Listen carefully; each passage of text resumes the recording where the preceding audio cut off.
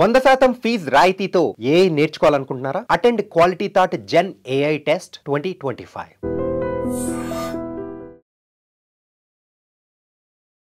Hi hello namaste welcome back to iDream media. ఈరోజు మనతో ఉన్నారు founder and CEO of realtor oxygen, అలాగే business analyst and TEDx speaker అయిన doctor Nandi Rameshwara Rao garu. సార్తో మాట్లాడదాం.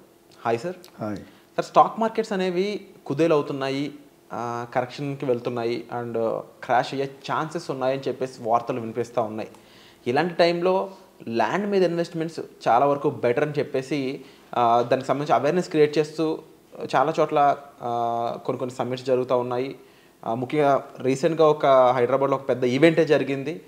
మినిస్టర్స్, సెలబ్రిటీస్ చాలామంది వాళ్ళ ఉత్సుకతను తెలిపే విధంగా అక్కడ పాల్గొనడం జరిగింది. మీరు కూడా స్పీకర్గా వెళ్ళారు అక్కడికి. దాని గురించి చెప్తూ అసలు తెలంగాణలో రియల్ ఎస్టేట్, ల్యాండ్ ఇన్వెస్ట్మెంట్స్ గురించి కాస్త ఎక్స్ప్లెయిన్ చేస్తారు.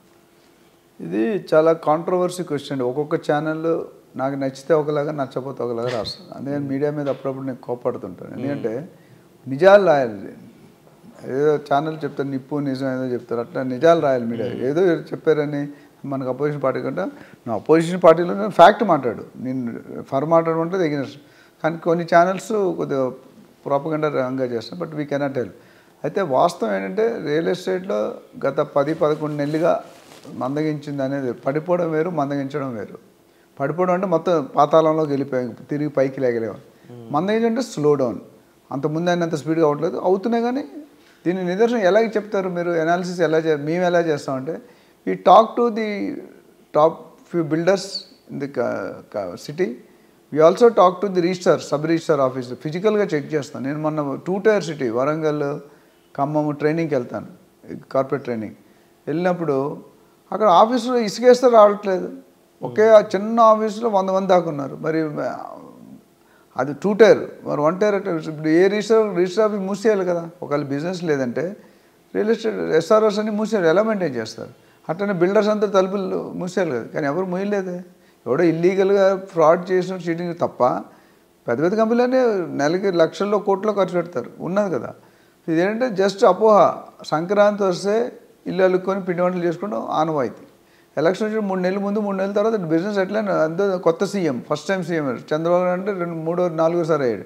ఫస్ట్ టైం కొంచెం టైం పడుతుంది. పాత గవర్నమెంట్ ఏం చేసింది, ఎక్కడున్నాము, ఎన్ని అప్పులు ఉన్నాయి, అవన్నీ చేసుకుంటూ ఎవరికైనా సెటిల్ డౌన్ టైం. ఇప్పుడు పెళ్లి కూతురు పెళ్లి చేసుకొని కోడలుగా వెళ్ళినప్పుడు రోజు పిక్చర్స్ వెళ్తుంది. బట్ సెట్ అవ్వడానికి 3 నెలలు, 6 నెలలు, 1 ఇయర్ కొన్ని సెట్ అవ్వు, టైం పడుతుంది. మనం ఎక్స్పెక్టేషన్ బాగుంటుంది, బట్ అక్కడ పర్ఫార్మెన్స్ అప్పుడు వదిన తోడుకోవాలి ఎవరు ఉంటారు వాళ్ళు పడపోవచ్చు అత్తమ్మతో. సో సెటిల్ అయ్యాక ఆటోమేటిక్ కొద్దిగా పేషెన్స్ ఉండాలి. రియల్ ఎస్టేట్ కూడా గత డిసెంబర్లో సీఎం అయినట్టున్నాడు సార్ రేవంత్ రెడ్డి గారు. అక్కడ నుండి 10 నెలలు 9 నెలలు కొద్దిగా స్లో డౌన్ అయింది. బట్ నవంబర్ నుండి మాత్రం చాలా పాజిటివ్గా ట్రెండ్స్ ఉన్నాయి. డీల్స్ అవుతున్నాయి, ఎంక్వైరీస్ వస్తున్నాయి, లీడ్స్ వస్తున్నాయి, సైట్ విజిట్స్ వస్తున్నాయి, ట్రాన్సాక్షన్స్ అవుతున్నాయి, కొన్ని వేల కోట్లు రెవెన్యూ వస్తుంది. నెంబర్ ఆఫ్ డీల్స్ తగ్గినా రెవెన్యూ వాల్యూ పెరిగింది, అదొకటి ఇంపార్టెంట్. ప్లస్ ఇప్పుడు రేట్లు కూడా పెంచుతూ ఉంటున్నారు గవర్నమెంట్. భూమి రేట్లు వేరేగా, రిజిస్ట్రేషన్ రేట్లు వేరేగా. అయితే ఇంకా ఆంధ్రాలో ఆల్రెడీ రేపు నుండి పెరుగుతున్నాయి. సో ఇక్కడ మనకి ఇంకా యాక్చువల్లీ ఆగస్టులో పెరగాల్సి ఉండేది, తర్వాత నవంబర్కి వచ్చింది. ఇంకెక్కడో కొద్దిగా పెండింగ్ వర్క్స్ ఉన్నాయి, సంబంధిత అధికారులు వర్క్ చేస్తున్నారు. ఆ ప్లాన్ లేఅవుట్ అయితే తర్వాత సమ్మిట్లో ఏంటంటే చాలా మంచిగా అయిందండి. Luckily I was also lucky to be enough there. ఎందుకంటే తెలియదు ఎవరో సీనియర్ పర్సన్ రిఫర్ చేసిన సార్ని పిలువని. ఒక ప్యానెల్లో 3 ఉన్నాం, అందులో ఒక మెంబర్ నేను. ఒక 1 అవర్ డిస్కషన్ అది. అయితే అక్కడ ఏమైందంటే బ్రాండ్ హైదరాబాద్ గురించి మాట్లాడారు. బ్రాండ్ హైదరాబాద్ అంటే ఇప్పుడు ఎలా ఉంది, నెక్స్ట్ ఫ్యూచర్లో ఏం కాబోతుంది, హైదరాబాద్ ఏం రాబోతుంది, what is the potential of real estate అనేది మాట్లాడడం జరిగింది. చైనాలో మీరు రాత్రిపూట 12 గంటలకైనా లైట్లన్నీ ఆన్ ఉంటాయి. బిల్డింగ్ ఎవరు ఉండరు, కమర్షియల్ బిల్డింగ్ లైట్లన్నీ ఆన్ ఉంటాయి. అయితే వెళ్ళిన పెద్ద అడిగి మీరు ఎందుకు రాత్రిపూట పవర్ వేస్ట్ చేస్తున్నారు? పవర్ వేస్ట్ చేయట్లేదు, మా ప్రపంచానికి చెప్తాం చైనా అంటే ఏంటని చెప్పాడు.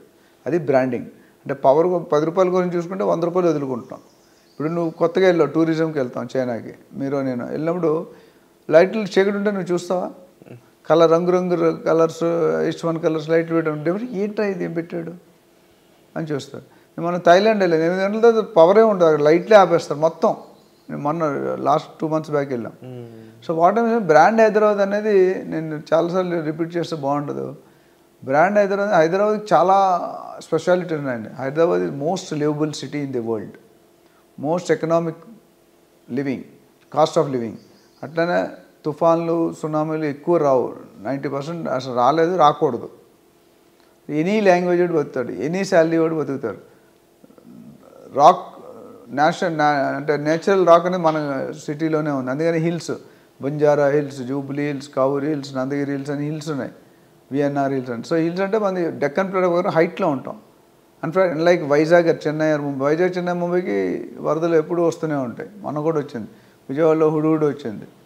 సో అట్లా నేను ఏమంటే హైదరాబాద్ కొన్ని ప్రత్యేకతలు ఉన్నాయి. ఒకటి ఇది. రెండోది ఇన్ఫ్రాస్ట్రక్చర్ సూపర్గా ఉంది. అంటే మనకున్న విసురుబాటు మిగతా సిటీలు లేదని. ఇండియాలోనే సెకండ్ ఫాస్టెస్ట్, వరల్డ్లోనే 4th or 5th fastest city, one of the అంటే వండర్ఫుల్ సిటీ. మన హైదరాబాద్ కూడా కొత్త వాడు వచ్చాడంటే ట్రాన్స్ఫర్లో హైదరాబాద్ వదిలి వెళ్ళాడు. సమిట్లో అదే డిస్కస్ చేసాం. ఉత్తమ్ కుమార్ రెడ్డి గారు వచ్చారు, నవీన్ మిట్టల్ ఐఏఎస్ ఆఫీసర్ ఆయన వచ్చారు, ల్యాండ్స్ అండ్ రిఫార్మ్స్ కమిషనర్ అనుకుంటా. అంటే మురళీమోహన్ గారు మాట్లాడారు, సుమా గారు వచ్చారు, నాలాంటి 3-4 గెస్టులు ఉన్నారు. వీళ్ళందరూ కూడా మాట్లాడిందంటే హైదరాబాద్ ఫ్యూచర్ ఏంటి, హైదరాబాద్లో పెట్టచ్చా పెట్టకూడదు అంటే హైదరాబాద్ డెఫినెట్గా డెసిషన్ ఏమైందంటే హైదరాబాద్లో పెట్టుకోవచ్చు. ఆంధ్ర డెవలప్ అంటే తెలంగాణ పడిపోతుంది. నేను చెప్పింది ఏంటంటే తెలంగాణలో ఇప్పుడు హైదరాబాద్ 4 పక్కల 4 డైరెక్షన్లో ఉంది. ఇది నార్త్, ఈస్ట్, వెస్ట్, సౌత్. 9 హైవేలు ఉన్నాయి. 9 హైవేలు పక్క డెవలప్ స్లోగా ఫాస్ట్గా అవుతున్నాయి. వెస్ట్రన్లో కొద్దిగా ఫాస్ట్ అయ్యి ఇప్పుడు అవతల పక్క డెవలప్ చేస్తున్నారు, మెగా ప్లాన్ చేస్తున్నారు తెలంగాణ స్టేట్. సో దాని ఇక్కడే కాకుండా ఖమ్మము, నిజామాబాదు, వరంగల్ కూడా పికప్ అవుతున్నాయి. ఆల్మోస్ట్ కొన్ని రోజులు అయిన తర్వాత నాకు తెలిసి హైదరాబాద్ టు వరంగల్ మొత్తం బిల్డింగ్సే కనిపిస్తాయేమనిపిస్తుంది కొన్ని రోజుల తర్వాత. ఇప్పుడేం కాదు, అంత పొటెన్షియల్ ఉంది. Plus infrastructure, road connectivity, metro connectivity, air connectivity. నేను మొన్న ఫ్రీక్వెంట్గా ఖమ్మం మిగతా ప్లేస్కి వెళ్తుంటే ట్రైనింగ్, కార్పొరేట్ ట్రైనింగ్ వెళ్ళినప్పుడు చూస్తే Khammam is small area, but అక్కడ 3 మినిస్టర్లు ఉన్నారు, తుమ్మల నాగేశ్వరరావు గారు, బట్టి విక్రమార్క గారు అండ్ పొంగులేటి శ్రీనివాసరెడ్డి గారు. వాళ్ళ ప్లానింగ్ మన స్టేట్కి, మన ప్లేస్కి చేసుకున్న ఇది ఉంటుంది, ఐడియా ఉంటుంది. మన ఓన్ గ్రామం మనం డెవలప్ చేసుకోతే ఎట్లా. అక్కడ ఇల్లందు రోడ్ అని, వైరా రోడ్ అని, సూర్యాపేట, విజయవాడ ఇలాంటివన్నీ కూడా అక్కడ కూడా 5,000 నుండి 12,000, 13,000, 15,000 దాకా ఉన్నాయి. ఇది అంత దూరాన్ని కూడా. సో ఎవరైనా తక్కువ రేట్లో ఇన్వెస్ట్ చేసుకోవాలంటే 2 tier సిటీస్కి వెళ్ళాలి. నేను ఖమ్మం అంటలేదు, వరంగల్, ఎక్కడైతే అన్ని ఏరియాలు పెరుగుతున్నాయి. మనకి రేవంత్ రెడ్డి గారు వచ్చాక ఎంటైర్ స్టేట్ 3 భాగాలుగా చేశారు, అర్బన్, సబర్బన్, రూరల్. సో ఇప్పుడు ఓవరాల్ వరకు మీరు కొనే స్థాయి లేదు, 1,00,000, 2,00,000 అయిపోయింది కదా. ఓవరాల్ నుండి RRR వరకు మీకు ఈజీగా ఒక 30, 40, 20 నుండి దొరుకుతుంది మెయిన్ సైడ్ అయితే. లోనికి వెళ్తే ఒక RRR అయిపోయిన తర్వాత మీకు 10, 12,000. ఇప్పుడు అమంగల్ అటు పెరుగుతుంది, ఇటు జడ్చర్ల వైపు, అటు వికారాబాద్ వైపు, జహీరాబాద్ అన్నీ ముంబై, బెంగళూరు అవే చాలా ఫాస్ట్ ఉంది. సో ఎవరైనా ఈ తెలంగాణలో ఇప్పుడు ఇన్వెస్ట్ చేసుకుంటే చాలామంది ఒక నోషన్ ఏంటంటే నేను చూసింది, తెలంగాణలో ఇన్వెస్ట్ చేసేది తెలంగాణ వాళ్ళే అనుకుంటున్నారు. ఇది అబ్సల్యూట్లీ రాంగ్. తెలంగాణలో ఇన్వెస్ట్ చేసేది ఖమ్మం నుండి ఉన్నారు, వరంగల్ నుండి ఉన్నారు, నిజామాబాద్ ఉన్నారు. ఇది కాకుండా ఆంధ్ర నుండి కొంతమంది ఉన్నారు. ఇవన్నీ కలిపి 25, 30, 70% is coming from outside India. అంటే Hyderabad is being looked as global real estate destiny. ఇప్పుడు ఎవరైతే దూరంగా కొనుక్కుంటారో వాళ్ళకి అప్రిషియేషన్ ఎక్కువ ఉంటుంది. బంజారా హిల్స్ కొనుక్కుంటే 4 లక్షల గజం, 4 లక్షలు కొనుక్కుంటే ఆఫ్టర్ 5 years 4,20 అవుతుంది, 4,30 అంతకంటే అవ్వదు. కానీ అదే 10,000 దగ్గర కొనుక్కుంటే 10 సంవత్సరాలు 7-8 రెట్లు వెళ్ళిపోతుంది. కొన్ని కేసులో 10 times కూడా పెరిగింది.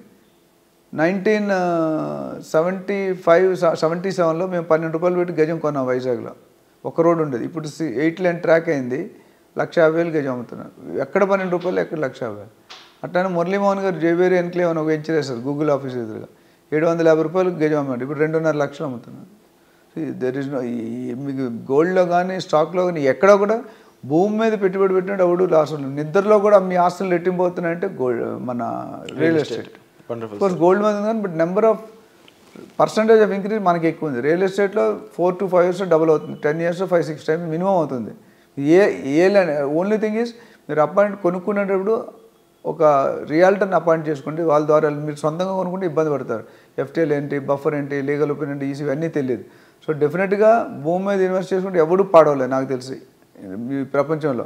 ఎందుకంటే భూమికి ఉన్న ప్రత్యేకత ఏంటంటే మొత్తం భూమిలో ప్రపంచంలో 3 వంతులు నీళ్ళే ఉన్నాయి, ఓషన్స్, అవునా. ఇంకో 25%, 5% హిల్స్ ఉన్నాయి, 20% అవైలబుల్. 100 సంవత్సరాల ముందు ఎంత జాగా ఉంది, ఇప్పుడు కూడా అంతే జాగా ఉంది. ఎర్త్ గ్రో అవ్వట్లేదు కానీ పబ్లిక్ గ్రో అవుతున్నారు. మన తాతల నుంచి ఎకరాల్లో కొనుక్కున్నారు, మన నాన్నలు గజాల్లో కొన్నారు, మనం అడుగుల్లో కొనుక్కుంటాం, మన పిల్లలు ఇంచుల్లో కొనుక్కుంటారు, మనవాళ్ళు స్క్వేర్ సెంటీమీటర్లో కొనుక్కుంటారు, మునివాళ్ళు మిల్లీమీటర్లో కొనుక్కుంటారు. అంతే భూమి అంతే ఉంది కదా, మేము జనాలు పెరుగుతున్నారు కదా, కొనే కెపాసిటీ పెరిగింది. అండ్ రియల్ ఎస్టేట్లో పీపుల్ కొత్త వెంచర్స్ వేసేవాళ్ళు కూడా చాలా కస్టమర్కి ఏం కావాలో కనుక్కొని వేస్తారు. ఒకప్పుడు అలా ఉండేది కదా, కస్టమర్కి ఏం కావాలో మనం కట్టేది కొనాలన్నాడు. ఒక 30 years బ్యాక్ ఆప్షన్ లేకుండే. అదేవిధంగా మీరు బజాజ్ స్కూటర్ ఉండేది, బజాజ్ చేత కానీ దానికి మేము డబ్బులు కట్టి 5-10 సంవత్సరాలు వెయిట్ చేసేవాళ్ళం, 500 రూపాయలు అడ్వాన్స్ కట్టి. అక్కడ వచ్చిన తర్వాత బ్లాక్ కలర్ డెంట్ అయింది, నీకు ఇష్టం ఉందో తీసుకోలేదు, పక్కకి బ్లాక్లో వేసుకుంటా అన్నాడు. అట్లా ఇప్పుడు రియల్ ఎస్టేట్ బిల్డర్స్ కూడా they are working toward what is the customer taste, what the customer wants. కస్టమర్ని అర్థం చేసుకొని కస్టమర్కి అనుకూలంగా ఏది డిమాండ్ ఉందో ఆ డిజైన్ చేస్తున్నారు. ఇప్పుడు అందరూ లగ్జరీ వైపు మొగ్గు చూపిస్తున్నారు. లగ్జరీ వైపు 50% జంప్ అవుతుంది every year. So very big. మా రైల్వే స్టేషన్లో మీకు second class, general, second class, third AC, second AC, first AC, coupe ఇవి ఉండేది. ఒకప్పుడు సెకండ్ క్లాస్ ఫిల్ అయ్యేది, ఇప్పుడు ఫస్ట్ ఏసీ ఫిల్ అవుతుంది, తర్వాత ఇది అవుతుంది. సో అంటే టేస్ట్ హెస్ బీన్ చేంజ్. ఆ విధంగా చూసుకుంటే ల్యాండ్ మీద పెట్టడం అనేది 100. ఇప్పుడు ఎవరైనా వెయిట్ అండ్ వాచ్లో ఉంటుంది, ఇమీడియట్గా పెట్టుకోండి. నెక్స్ట్ 2-3 months మీరు ఇదే 30-40% ఎక్కువ ఇచ్చి కొంటారు, ఇది మాత్రం ఖచ్చితం. సో దీని మీద ఎటువంటి డౌట్స్ ఉన్నా, ఏ హైవేలో కొనుక్కోవాలి, ఏ ప్రైవేట్లో కొనుక్కుంటే always we're there, they can take appointment and we can help them. Wonderful sir. So display అవుతున్న నెంబర్స్ కాల్ చేసి మీరు సార్ని సంప్రదించవచ్చు. వచ్చే ఎపిసోడ్లో మళ్ళీ కలుద్దాం. Thank you so much.